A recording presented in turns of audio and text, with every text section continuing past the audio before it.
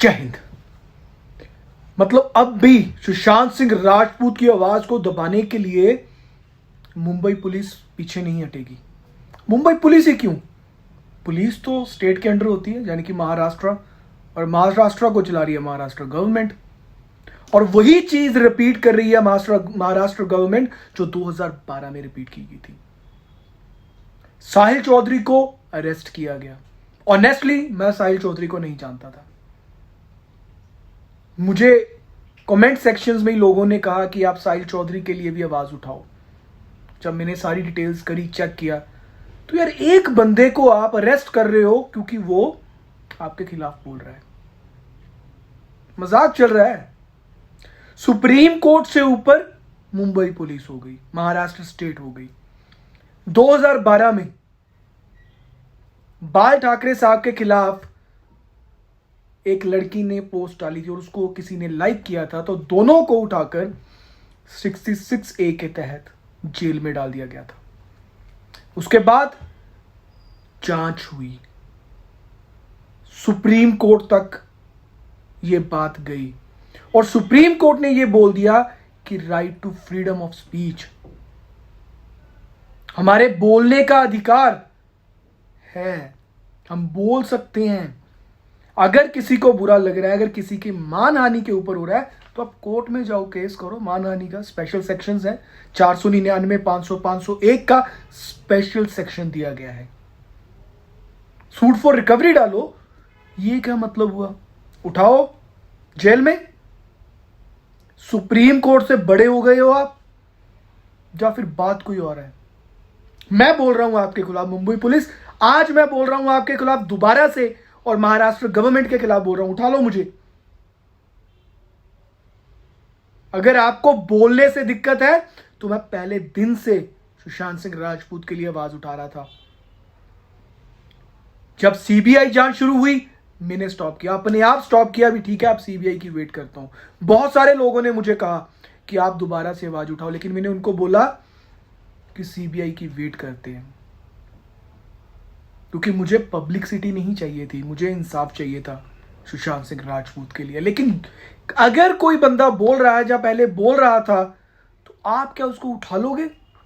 एक ऐसे सेक्शन के अंडर जिसको सुप्रीम कोर्ट ने स्टक ऑफ कर दिया गया है। स्टक ऑफ का मतलब तो समझते हो मुंबई पुलिस, इतने तो पढ़े लिखे हो गए आप लोग, नहीं तो महाराष्ट्र गवर्नमेंट जो पढ़े लिखे बैठे हैं उनसे पूछ लो। और जिस सेक्शन को हमारे माननीय सुप्रीम कोर्ट ने, दो जस्टिस, हमारे देश के दो जस्टिस,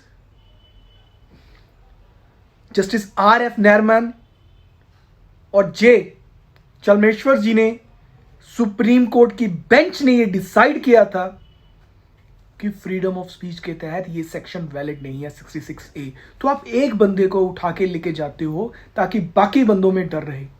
मैं नहीं डरता, आज बोल रहा हूं, आगे भी बोलूंगा आप लोगों के खिलाफ, मुंबई पुलिस के खिलाफ भी, महाराष्ट्र गवर्नमेंट के खिलाफ भी। अगर आप कुछ गलत करोगे तो हमारा अधिकार है, हमारा संविधान हमें अधिकार दे रहा है बोलने का।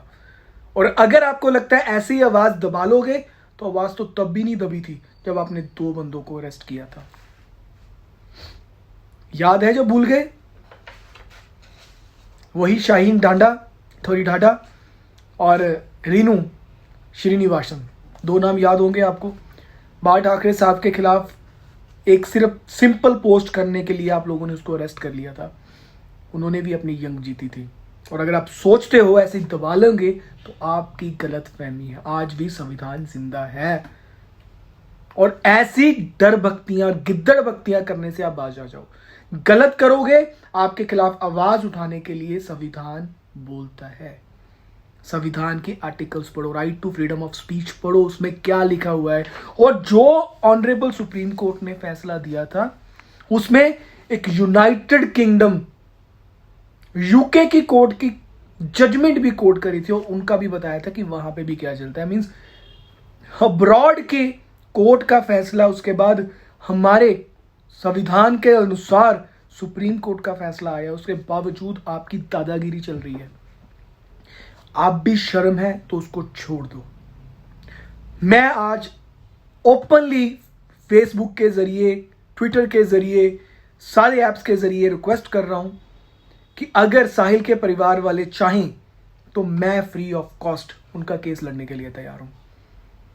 मुझे किसी पब्लिसिटी की जरूरत नहीं है, ना मैं किसी पॉलिटिकल पार्टी से संबंध रखता हूं, ना ही मैंने इलेक्शन लड़ने हैं। मुझे सिर्फ इंसाफ के लिए आगे आ रहा हूं और ये चीज मैं आप लोगों को बता रहा हूं। और आपसे भी विनती एक है, लाइक करना मत करना, लेकिन इसको शेयर जरूर कर देना ताकि महाराष्ट्र गवर्नमेंट या मुंबई पुलिस तक पहुंचे। और मैं ओपनली बोल रहा हूं कि मैं बोलूंगा, सुशांत सिंह राजपूत के लिए भी, इंसाफ के लिए बोलूंगा, और अगर आप किसी के साथ धक्का करोगे तो उसके लिए भी बोलूंगा। उठा लो मुझे अगर आपको लगता है तो। संविधान हमें अधिकार देता है और इसी अधिकार के तहत मैं बोल रहा हूं। जय हिंद।